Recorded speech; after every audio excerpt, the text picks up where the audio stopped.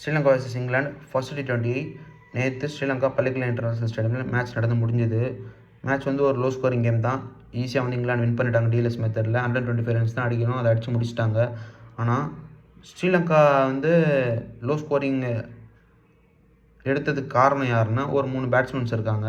நான் பேரெல்லாம் சொல்ல மாட்டேன். ஆனால் வந்து இங்கிலாந்து ஜெயிச்சதுக்கு காரணம் யாருன்னா, அந்த 3 பேட்ஸ்மேனை விக்கெட் எடுத்தவர் தான்.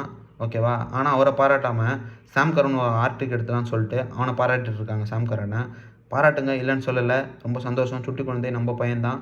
ஆனால் வந்து நம்ம பண்ண வேண்டிய ஒரு விஷயம் என்னென்னா, அடில் ரஷீத் இருக்கார்ல, அவருக்கு தான் முழுக்க முழுக்க கிரெடிட்ஸ் போகணும் அப்படின்றத வந்து அவர் player of the match award வாங்கினாலுமே சரி.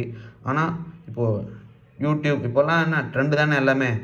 ஸோ அந்த ட்ரெண்ட் படி பார்த்தீங்கன்னா வந்து ட்விட்டரில் அடில் ரஷீதை ட்ரெண்ட் ஆக்கியிருக்கணும். ஏன்னா வந்து அவர் தான் பயங்கரமான ஸ்பெல் போட்டார். 4 ஓவர் போட்டு 3 விக்கெட்டு 19 ரன்னு. எக்கனாமி பார்த்தீங்கன்னா 4.75 வச்சிருக்காரு அவர் நேற்று மேட்ச்சில்.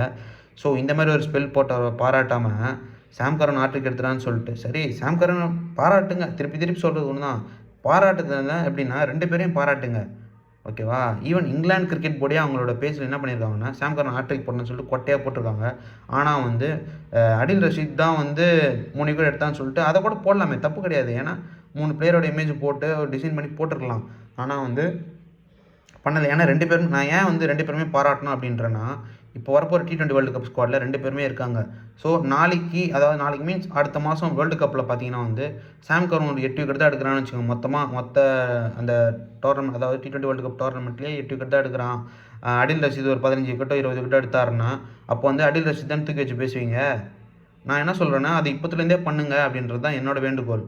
ஆஸ் எ ஃபேன்ஸ் நம்ம என்ன பண்ணணும்னா, பாராட்டுதல் யாருக்கு கொடுக்கணும் அப்படின்றத ஸ்கோர் கார்டை பார்த்துட்டு பாராட்டுதல் கொடுக்கணும். அதுதான் ஒரு நல்லபடியான கிரிக்கெட் வந்து வெளியே வரும். நல்ல பிளேயர்ஸ் வெளியே வருவாங்க.